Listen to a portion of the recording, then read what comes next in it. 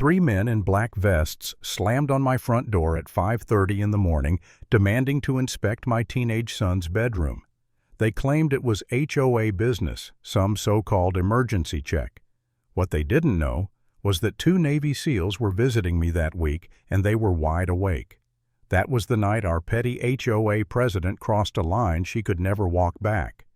Act 1. The HOA turns dangerous. I live in a neighborhood called The Willows. From the outside, it looks like the perfect slice of suburbia. Neat lawns, smiling neighbors, summer barbecues. But every community has its tyrant, and ours was Karen Lawson, the HOA president. She lived for power issuing fines if your grass was a 1/4 inch too long, shutting down kids' lemonade stands for traffic hazards, even fining a disabled vet because his wheelchair ramp wasn't the right shade of beige. Classic Karen. That morning the pounding on the door wasn't a knock. It was a warning. I crept to the peephole and saw 3 guys in black polos and tactical vests, yellow letters across their chest. HOA inspector. They didn't look like inspectors. They looked like hired muscle. Behind me, my wife Sarah dialed 911 with calm precision. 15 years as a trauma nurse made her steady under pressure. My 2 old Navy teammates Dave and Leo had been staying over for a fishing trip. When they stepped into the hallway, even in t-shirts and shorts, they looked like a wall of steel. One of the men outside barked, "Open the door. Hail, HOA business. We need to see your son." That was the moment my blood ran cold. They weren't here about grass length. They wanted Ethan, my 15-year-old son. I cracked the door but kept the chain on. The leader shoved a clipboard in my face, waving a fake work order. When I refused, he slammed his shoulder into the door. The chain rattled but held. His arm slipped through the crack, and that's when I grabbed his wrist, twisted, and locked him in place. His own momentum became his prison. He hissed, "Let me go, that's assault." I leaned close. "No, this is trespassing and attempted break-in. You're staying right here until deputies arrive." The other 2 froze. They weren't prepared for resistance, let alone a 6'4" Samoan wall named Dave glaring behind me. And when the wail of approaching sirens filled the street, they panicked. The chain finally snapped, they stumbled backward, and all 3 scrambled into a black van. Tires squealed. Mailbox destroyed fake work order left behind on my doormat, signed by none other than Karen Lawson. That's when I knew this wasn't a petty HOA spat anymore. Act 2. Escalation and doubt. When the deputies left, I went upstairs to Ethan's room. His hands were shaking, eyes wide.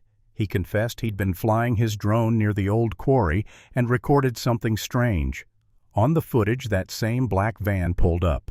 Men unloaded heavy chemical containers and dumped the contents straight into the water. And the camera caught it all. The van, the license plate, the man with the clipboard. That was why Karen had sent her thugs. My son had proof of an environmental crime tied to her HOA. And here's where I'll be honest for a moment. I thought about giving up. I sat in the dark and wondered if I was making everything worse. Should I just erase the footage? Keep Ethan safe? Let it go? Fighting a bully on the HOA board was one thing. Fighting a criminal conspiracy, that was something else. I was terrified I'd dragged my family into a war we couldn't win. Sarah saw the doubt in my eyes. She just said quietly, "If you give in, they'll never stop. They'll come for Ethan again. We either fight now, or we keep living in fear." That snapped me out of it. She was right. I wasn't going to hand my son over to a tyrant. We copied the video onto flash drives, uploaded it to cloud storage, encrypted the original. Redundancy. If they came back, they'd never erase it all. And then I started calling in favors. But Karen wasn't done. That night, a surveillance drone buzzed over my backyard. It dropped a little black device, flashing lights and screeching like fireworks meant to scare us out of the house. Instead, I slipped around the side yard, extinguished it, and spotted a man climbing our fence. Deputies snatched him 2 blocks away, phone full of messages from boss. The next day, they tried again, this time at Ethan's school. A man in a blue jacket stalked the pickup area, scanning faces. When he lunged at my teammate Leo thinking he was me, the school resource officer tackled him to the asphalt in front of half the student body. Dozens of phones recorded it. Attempted kidnapping. Game over. The evidence was piling up. Doorbell cam audio, drone footage of the dumping, Karen's forged signature, but she still sat smug at the top of the HOA acting untouchable. Then Sarah said, "The annual HOA meeting is tomorrow night. She has to be there."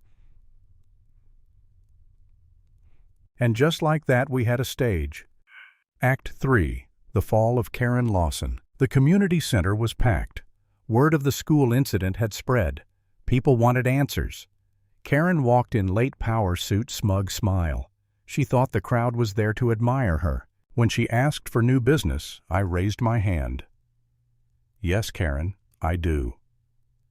Ethan set up the projector. The first clip hit like a hammer, 3 men on my porch pounding on the door, their voices booming. "We need to speak to your son, Ethan." Gasps rippled through the room. Next slide, the forged HOA order, Karen's signature enlarged for everyone to see. She shrieked, "That's fake. This is slander." Then came Ethan's drone footage, the black van at the quarrymen dumping chemicals, clear shot of clipboard guy's face and the license plate. The crowd erupted. People shouted, "That's the guy, I saw him near the park." Others yelled about fines, threats, years of harassment. Karen banged her gavel, screaming for order, but the room was slipping out of her hands.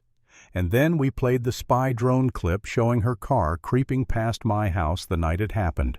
She went pale. Neighbors turned on her. Fingers pointed. Voices rose. And then she snapped. She shoved her chair back, bolted through the crowd, ran out the door. That was her confession. Deputies were already tracking her car. She drove straight to a park to meet her crew, briefcase in hand, but instead of an exchange, floodlights snapped on. Officers surrounded the gazebo. Guns, low voices commanding, police hands in the air. Karen froze, sobbing, dropping her case. Her hired thugs raised their hands. One tried to run, but was intercepted by a K9 before he took 3 steps. It was over. Karen Lawson, the almighty queen of the Willows, was led away in handcuffs, mascara streaked down her face. Her little empire crumbled under the weight of her own greed. Final line message. When a bully wraps themselves in rules and titles, it's easy to feel powerless, but the moment you shine a light on their corruption, their power vanishes.